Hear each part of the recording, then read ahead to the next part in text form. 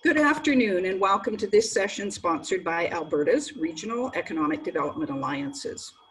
Alberta represents a richness of natural resources, leading-edge technologies, and innovative approaches that support economic diversification. Alberta also offers a unique professional network to help investors quickly and effectively connect with people and resources at all levels of government, business, and industry. Aligned with the Ministry of Jobs, Economy and Innovation, the Regional Economic Development Alliances, or REDAs, represent a winning model of province-wide collaboration. REDAs are partnerships of communities governed with elected officials, the member municipalities, First Nations, and Métis settlements. Each REDA operates from a regional office that is the go-to resource for investor inquiries. REDAs actively work with each other to implement multi-regional projects that create benefit for all, such as broadband connectivity, transportation corridors, and innovative technology development. REDAs offer Alberta not only a competitive advantage, but more importantly, a collaborative advantage. Welcome to our session, Economic Development Opportunities in Renewable Energy. My name is Bev Thornton, and it's my pleasure to introduce our speakers for this afternoon.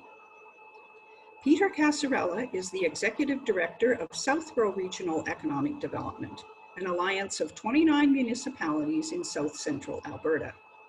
Peter is an accomplished communicator with 3 post-secondary degrees. He is a skillful and energetic champion for regional economic development. He is a leader in the community broadband initiatives at the provincial and federal levels, working with Rural Municipalities Association and the Canadian Chamber of Commerce. Peter led development of a recently released cost-benefit analysis of Alberta broadband. Trevor Lewington wears several hats. As the Chief Executive Officer of Economic Development Lethbridge, he is another one of our Southern Alberta Alternative Energy partners. He is the Vice President of EDA and also serves on the boards of EDAC and the Plant Protein Alliance of Alberta. He is on the advisory board of the He is on the advisory board of the Dillon School of Business at the University of Lethbridge. Today, he is speaking in his capacity as mayor of the village of Sterling. Trevor has over 15 years of executive management experience in the food processing industry, holds a Bachelor of Commerce in Human Resource Management, along with an impressive list of professional certifications and designations. In 2019, Trevor was awarded an honorary doctorate from a collaboration of 29 international institutions and professional organizations. He rushed home from that ceremony to be at Banff for the EDA conference, where he was further recognized as the 2019 Economic Developer of the Year. Callum McKinnon is a senior project manager for Green Cat Renewables, with over 7 years working with consultants and contractors in the UK and now in Canada. Callum has a degree in energy and environmental engineering from Edinburgh Napier University and has broad experience working with all stages of project delivery and feasibility, planning, permitting, technical procurement, due diligence, and construction and contract management. He is also a working at height rescue training person. He also has a working at height rescue training on wind turbines, which suggests his sense of adventure.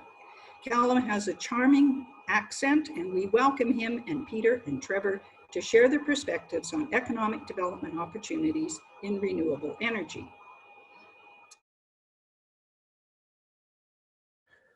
Hi, my name is Peter Casarella. I'm the Executive Director of the Southgrow Regional Initiative, which is one of 9 of Alberta's regional economic development alliances. I'm located out of Lethbridge, and I represent a coalition of 28 communities that work together on regional economic development projects. Southgrow is also 1/3 of the triumvirate that is the Southern Alberta Alternative Energy Partnership, And we've been working together since 2007 to promote renewable energy investments in southern Alberta for obvious reasons. We've got tons of wind, and we've got some of the best solar potential in all of North America as well. Really, we've had resounding success with this initiative, partly because we are marketing something that is real. We really do have the opportunity, and partly because, global opportunity is swinging directly in favor of this industries. So my job is to talk about why that is. Why is there economic opportunity in renewable energy at this point in time? Well, the global energy market is going through a massive transition on the scale that we haven't seen since the invention of the internal combustion engine, and before that, the steam engine. Basically, the prevailing paradigm of how we produce energy is switching, and is going to switch very, very rapidly to a new paradigm, away from traditional oil and gas projects and into renewable things, into renewable sources of energy like solar being the king of that particular field. Now, there's a few reasons why this is happening. Number one, climate change. Nobody serious denies that climate change is happening and that we are causing it these days. And the fossil fuel industry contributes a very large percentage of our emissions that are causing the problem. So there is a environmental and societal necessity to transition away from high carbon fuel sources. And it's a bit easier to switch to new forms of energy that just don't produce much carbon to start with than it is to retrofit existing oil and gas projects to capture the carbon and repurpose it. Of course, that is going on as well. So oil and gas are seen as they're a risky endeavor right now. A lot of companies divest from oil and gas investments because markets and industries that are risk exposed to government regulation just propose an unsustainable risk. Not only that, oil and gas has been it's been really unprofitable in recent years for many reasons. Of course, the invention of fracking technology led to a huge glut of supply on the world market, totally upended our predictions about how much oil was going to be available over the next few decades, and caused the price to drop through the floor. Other countries that were holding on to massive reserves of it strategically dump it onto the market in order to push out higher cost regions like ourselves out of the market so that they can maintain a firm control over it. It's just risky. It's unprofitable. Furthermore, renewable energy, as the technology is developed, 2017 was the year in which it made business sense to deploy renewable energy on its own, where the cost of building the facilities was fully justified by the price that you would get back. And there was a legitimate business case that didn't need government incentives in order to move ahead. And now that it's a viable business case and there's a hungry demand for energy across the world and people are getting out of oil and gas, you've got a boom. Now, renewable energy is also scalable. It can be deployed on a small scale. It also can be deployed on a large scale, and the price scales in relation to it. Whereas with traditional oil and gas projects, oftentimes you just had to go big. There wasn't a way to do it small or on a local level, or to supply one business with energy, or to supply a home with energy, so to speak. It was an all or nothing exercise, while renewable energy can be tailored the size of the project to fit your need, and the price scales along with it. That's a huge advantage. Renewable energy is also cheaper as far as the inputs go, not just your initial build, but operational. Just think about it.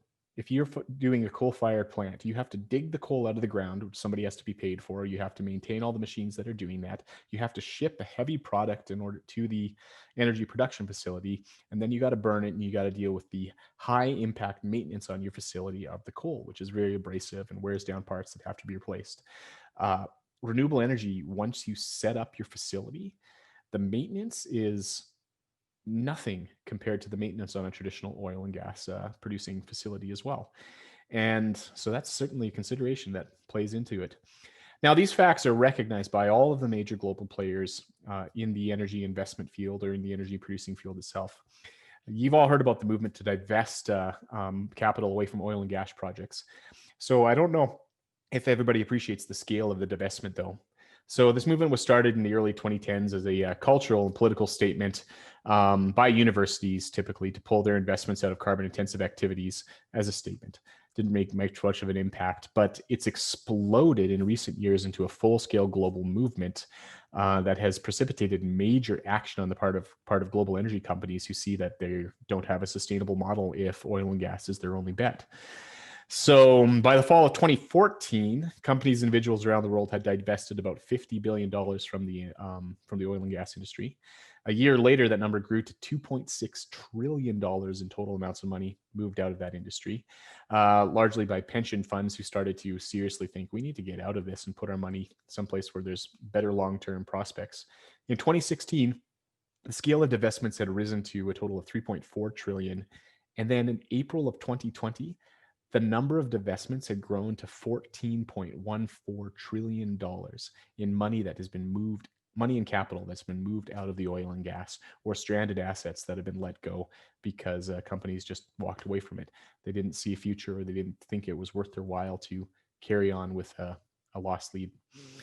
And that the list of companies or institutions around the world that have been divesting includes every reputable major name that you want, from companies like British Petroleum all the way to Blackwater Investments, that kind of thing. So according to Forbes, renewable energy projects are also delivering far better returns to their investors in North America and Europe than fossil fuel projects.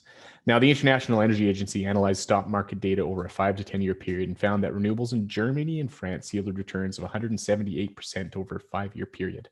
That's pretty good, compared to negative 20.7% for fossil and fuel investments. Now, in the United States, North America, it was a little bit better. During the same period, the returns for renewables were 200%, while they were 97.2% for fossil fuels. So outcompeting fossil fuels in North America. Furthermore, green stocks proved to be far less volatile, a characteristic that is deeply appealing for risk-averse large capital funds like pension funds, that kind of thing, who want sustained, predictable returns because they've got to build their base and pay out. The fact is, we're not going back to an energy paradigm that's rapidly disintegrating. The world is changing. We are not going to go back to another oil boom. Oil is going to be an important part of our economy for as long as we'll be around, particularly as far as advanced manufacturing goes and the products that we can make out of petroleum byproducts as well. But it is going to reduce in importance when it comes to the energy mix, which means something has to replace it, hence economic opportunity. So now this is bad news for huge sections of our economy, and we are living that here in Alberta. But there's also opportunity to be had. Definitely a bad side to this, but transition does mean opportunity too. Alberta is an excellent destination for renewable energy. I could, of course, spend all my time talking about the natural advantages of wind and solar in southern Alberta, which I love to do. But there's also a lot of room for other alternative energy sources, such as geothermal, hydrogen, increasingly greened up LNG projects with full carbon capture and repurposing, and others that are happening in every corner of Alberta. We've got a lot of expertise here that we can put to work. There are tons of transferable skills and knowledge coming out of our developed oil and gas industry, which can be re-geared into energy production from other sources as well. So opportunity. So at the minimum, the renewable energy opportunity provides our counties and our MDs with a way of offsetting the massively reduced oil and gas assessment revenues with a new sustainable tax base. It's not as much. There's definitely going to be a reduction there. And also, there's not as many jobs in renewable energy too. Labor-intensive oil and gas industries look very different than renewable energy. You need a lot of construction on the front end for renewable energy, but then you just need a few technicians to sustain and maintain renewable energy projects as they go forward. Once again, cheaper, not as many jobs. Now, there's a few other advantages too. I mentioned before that renewable energy is scalable. It's also modular. And that means that it can be, that we can put distributed power generation really within the reach of everyone, from private households to municipalities to corporations, you name it, to lower your month-to-month cost, to provide you with power on demand, to provide a more resilient grid. Basically, if you have a system where we are all connected in an energy grid where you're producing power on your roof, you're producing power in your backyard. The corporation that built a big factory down the street is producing power on the roof of their facility that's offsetting all of theirs. Your municipality's got their own solar field that's offsetting all of their municipal use. We have a much more resilient power grid than before, and we're not going to see the kind of disruptions that we have seen in the past. Number two, it's low maintenance, so low operating costs compared to traditional oil and gas projects. And once the initial investment is made, it's easy to maintain and let it pay for itself, which means your municipality can legitimately lower your operating costs by accessing grants or putting in the money to build your own energy source. And then once it's paid off, you've offset your energy costs and you've lowered your operating costs correspondingly. Now, while distributed generation does bring some grid design challenges, on the whole, it creates a far more effective and efficient energy grid. And the near world is a future in which energy is vastly plentiful. So think back to the other energy transitions I mentioned before. The switch from fire-driven energy to steam to the internal combustion engine. Every step up in our capacity to produce energy to drive work has meant a huge, massive economic change and a massive increase in global productivity that has brought on wealth and prosperity for the human race. Renewable energy is going to continue to get cheaper. The inputs are free and plentiful, and there's no limit. And battery tech is quickly coming of age so that we can store and use the energy on demand when we need it and want it.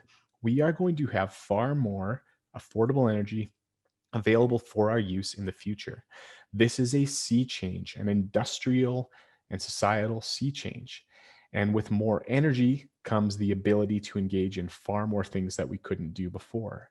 Our limit to produce work is governed by the amount of energy that we can produce. And with limitless energy at our fingertips, then there's a whole new suite of things that are going to become possible on the order of the sea change we saw when the internal combustion engine was invented and the use of petroleum, started to spread throughout society.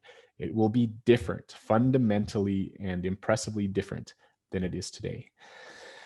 So that's the world we're living in. It's exciting times. And when everyone is staring at all of the bad that's happening in the face of the energy transition, I encourage you to remember the lesson of history is that energy transitions universally lead to a step up in economic activity. That is an unfailing global and historical trend that we should be encouraged by.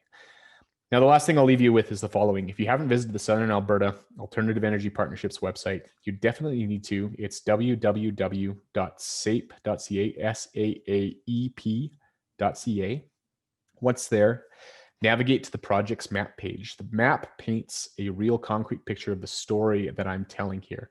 It lists 56 operational renewable energy projects in the province. But the crazy thing is the proposed project list of additional 95 projects that are being worked on. So last fall, we profiled just 9 projects in Southern Alberta that were being built between 2019 and 2022 with a capital cost of about $1.56 billion. 1 year later today, my best guess is that we have about $2 billion of projects being built.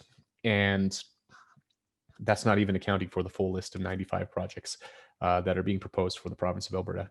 So hopefully this gives you some sense of the scale of the opportunity that we're talking about. So while the energy transition is hurting us all, there's also a massive amount of opportunity in renewable energy, and my friends are going to talk about some of those opportunities. Thank you. Bye. Good afternoon, everyone, and welcome to this breakout session on economic development opportunities in renewable energy. I'm Trevor Lewington, the Mayor of Stirling. So I'm pleased to be able to talk to you a little bit about our experience with renewable energy, and in particular, how that might inform your decisions for opportunities in your community. So glad to be a part of this panel today and look forward to the Q&A with all of you very, very shortly. The Village of Stirling has a vision, like many communities that are attending today, I'm sure, that we want a vibrant community. And for us, that means having sustainable growth. It means having noticeable community spirit, as well as a safe, caring, and family-focused lifestyle. A little bit about us first. First of all, we're the largest village in Alberta by population with almost 1,300 residents. We were the first net zero village in Canada. So what that means is our solar arrays on our public buildings and on our public lands actually generate enough electricity and electrical power to offset our consumption for municipal purposes. So things like street lights and our pool, all of that is net zero from solar. And a number of years ago, we worked with Axia to ensure that we had broadband, high-speed internet to our community. And now, thankfully, we have fiber optic networks deployed, and more than 85% of local residents and businesses have access to gig fiber, which we think is a huge competitive advantage. So we're really excited about that. So that sets us up well for a number of opportunities. Like many of you, we have challenges, of course. In our case, our tax base is almost exclusively residential. We have very few commercial and business opportunities. We also have very limited land that's zoned and ready for commercial and industrial purposes. So that's something we need to work on. We're also a bedroom community to Lethbridge, so we're about 20 minutes away, which is good in that many of our residents can commute, but it's also a bit of a challenge in that sometimes people want the services and amenities they can find in a large urban center that's close to us, but they want to see that in their local small town as well. So for us, we've been exploring renewable energy projects for some time. Potentia Renewables owns a large site just north and east of the village, and they, conveniently enough, have named that their Stirling Wind Project. So exciting in that it's close to us. We, of course, wouldn't see the immediate tax benefits. The linear tax revenues would go to Lethbridge County and the County of Warner, where the site is actually located. But it's close enough to us that we hope to capitalize on the construction crews, as well as the potential name recognition. Obviously, them tying their name to its location near us is quite exciting. As you'll note from the text here, the company itself has identified that they will be looking to the local community where possible for local trades and other business opportunities. So as they put up this site of about 113 megawatts or 28 wind turbines, we of course want to have as many of our local businesses able to participate in that process as possible. The challenge, of course, is that we also know there's going to be pretty limited labor and expertise available in our community. So it's a question of how do we capitalize on this project and get ready?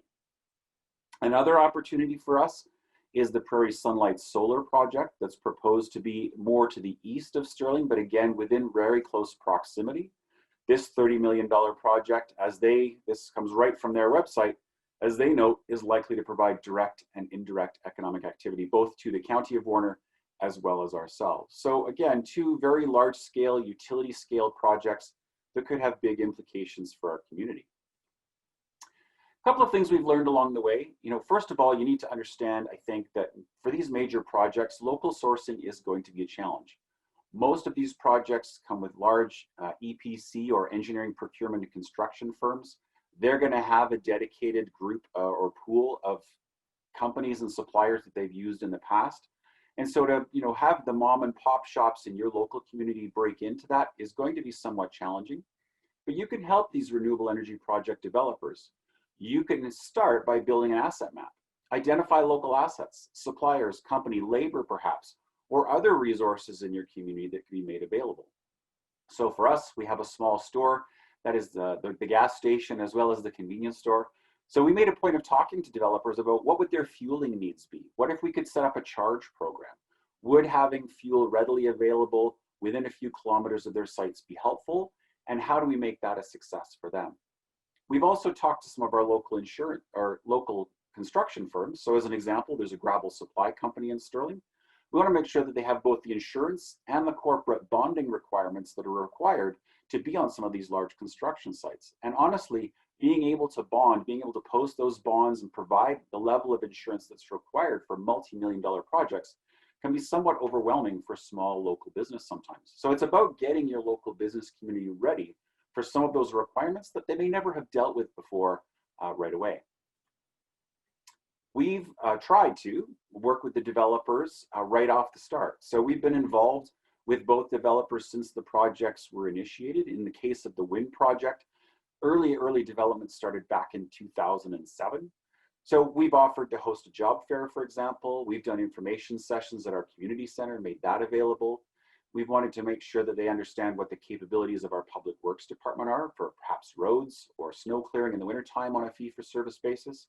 We've also wanted to make sure that our fire department is well known to them, that they understand what our first response looks like and identify any areas where there should be either additional training or additional equipment. In both cases, we've proposed a community investment fund or a similar program.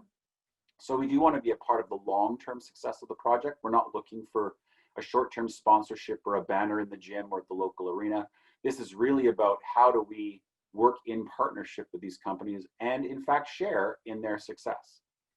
And in our case, we decided we wanted to engage our local community. We wanted to look for ways to get the community involved. So council formed an ad hoc committee called the Renewable Energy Project Coordination Committee. It's a bit of a mouthful, but that committee included representation from the school, from fire and EMS, from local businesses, as well as council itself.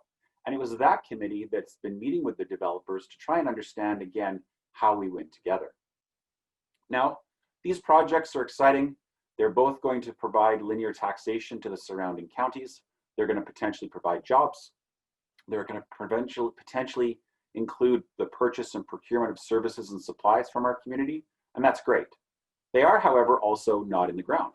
So as much as we've prepared, as much as we've tried to engage, based on the current trajectory, it looks like the wind project could be further delayed, and it's not clear at this point whether the solar project will actually move forward. So you also have to recognize that these things take a very long time, and they do require patience. However, we've wanted to also capitalize on the branding that comes from these renewable energy opportunities, and it has created the opportunity for us to think a little bit different. So from a local perspective, as I mentioned at the beginning, we are net zero. On the left-hand side is our ground mount array. On the right-hand side is some examples of 3 of our rooftop arrays on some of our public buildings. So again, we're going to embrace this renewable energy from a local perspective. It's saving us money as a net zero community. We're saving money on our own electrical bills, but it also helps us reinforce the brand that we want these projects around us and as a part of our community. We've also started our own municipal corporation, Ridge Utilities, which is an energy marketer for internet, for electricity and natural gas for both farms, residential and commercial. So again, we're going to make the most of this opportunity to be involved in the energy game. And so this municipally controlled corporation, off which of course we make some commissions, is going to actively sell gas and electricity to clients. And so as a part of the offering, we've made sure that renewable energy, either in the form of renewable energy credits to green source your energy sourcing, or a solar club that offers beneficial rates for those people that have solar panels on their home or their business. Again, taking renewable energy at the local level and making that a part of not only who our community is, but how we present ourselves to the outside world. Again, I look forward to the Q&A in the live portion of the meeting. My email, website, I'm on Facebook, I'm on LinkedIn. Happy to reach out, happy to answer any questions that you have. I look forward to the discussion, and thanks for being a part of EDA's Experience 2020. Good afternoon, everyone. I'm Cal McKinnon, Senior Project Manager with Greencat Renewables. Greencat are an engineering services consultancy who provide development support services to renewable and alternative energy projects. We've been active in the renewables industry for a little over 15 years and have been in the North American market since 2017. It's my pleasure to be with you today to share some thoughts on Alberta's renewable energy market, the challenges it faces, and potential opportunities coming forward. So kind of launching straight into generation in Alberta, the current status, the province has a little over 16,000 megawatts of active generation capacity, of which coal and gas make up roughly 13,000 megawatts, so around about 80%. Over the past 5 years, the development of renewable energy projects has begun to clearly outpace that of conventional generation, both in terms of number of projects and in terms of project capacity. For context, and with reference to the ISO's connection queue, there are approximately 5,000 megawatts of conventional generation under development. That compares to 13,000 megawatts of renewable generation. So there's a little bit over 2.5 times the capacity of renewable generation proposed compared with conventional.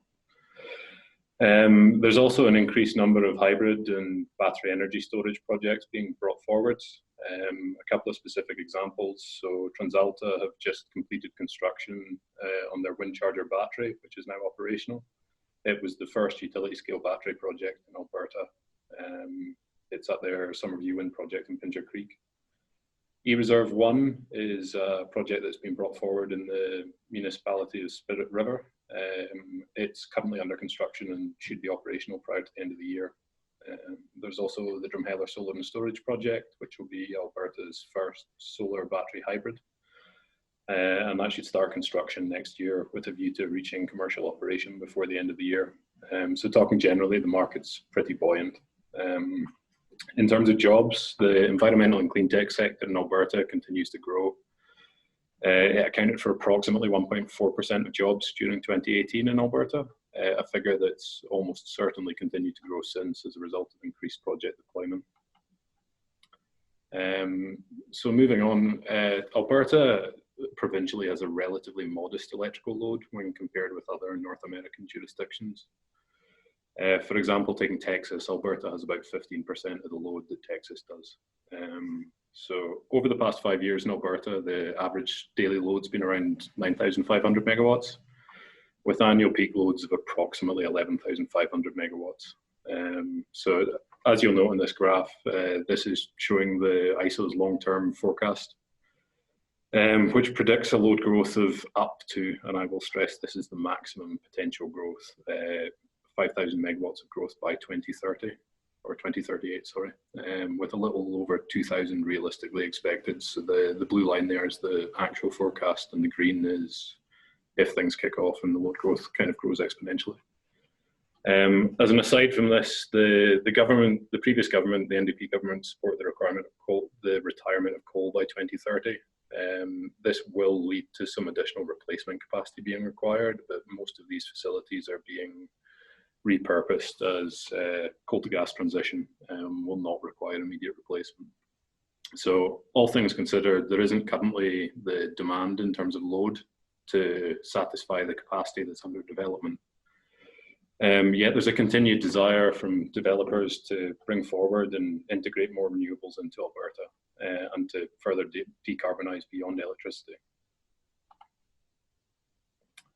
Turning to scheduled deployment of renewables over the next few years, and this is, again, it's based on the ISO queue and the in-service dates that are proposed within projects. So as you'll see, the green lines there are the proposed new wind and solar capacities. The yellow is plotting the high growth scenario from the previous slide. So you'll see that the proposed project capacities are far in exceedance in even the highest load growth predicted locally. And I'll note just generally these in-service dates are often subject to change, and the actual deployment will be more staggered than is proposed here. And there'll also be a number of these projects that probably don't move forwards at all. So this gap between the load and generation is where the opportunity for power to X comes in, inclusive of the longer term market potential for energy storage and hydrogen. Power to X, for those who don't know, refers to conversion technologies that allow for decoupling of power from the electrical sector to use in other sectors such as transport or chemicals. So converting electricity to fuel is an example of that. So why hydrogen?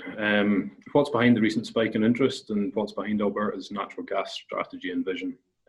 So this graph on the left you'll see here, it's a breakdown of global energy related CO2 emissions, and you'll see that only 38% come from the power sector directly, leaving 62% associated with other sectors. Decarbonising the energy sector is not possible through electrification alone. Transport and heating in particular contain many aspects that are considered beyond the reach of electricity. Hydrogen is viewed as one of the ways of decarbonising these parts of the energy system. I'm sure that most of you will be familiar with the graphs and the charts on the right. These basically show that Alberta, and particularly southern Alberta, has some of the best solar and wind resource in the country. So utilising hydrogen as an energy storage vector can allow projects to continue to be developed in the windiest and the sunniest regions without being hampered by proximity to interconnections or the cost of creating new grid capacity, basically. So it's just tough. Pivoting conversation slightly, the Transition Accelerator is a non-profit research group that believes Canada has the potential to produce 64 kilotons of hydrogen a day. In perspective sense, that's 8 times the current level and would create an enormous load that would need to be fulfilled by new generation. As a perspective, it's the equivalent to having another 195 Site C dams to fulfill that load requirement. Estimates based on a hydrogen price of $2 a kilogram, this would represent a contribution of $74 billion GDP to the domestic market, in addition to $42 billion worth of exports to the US. And turning to employment, the Hydrogen Council has estimated that by 2050, the hydrogen sector could create as many as 30 million jobs worldwide. Returning to the province's strategy, it contains goals around petrochemical manufacturing, liquid natural gas, industrial demand, plastics circular economy, and also hydrogen.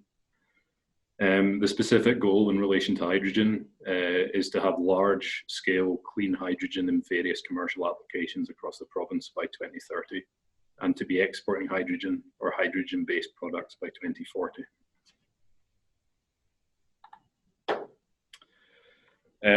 So processing cost competitivity. So hydrogen's manufacturing processes are defined by color, and there's a large range of them from black to turquoise. I'm going to focus on the key low carbon hydrogens. So blue hydrogen is in effect a clean version of grey hydrogen that's already produced in Alberta.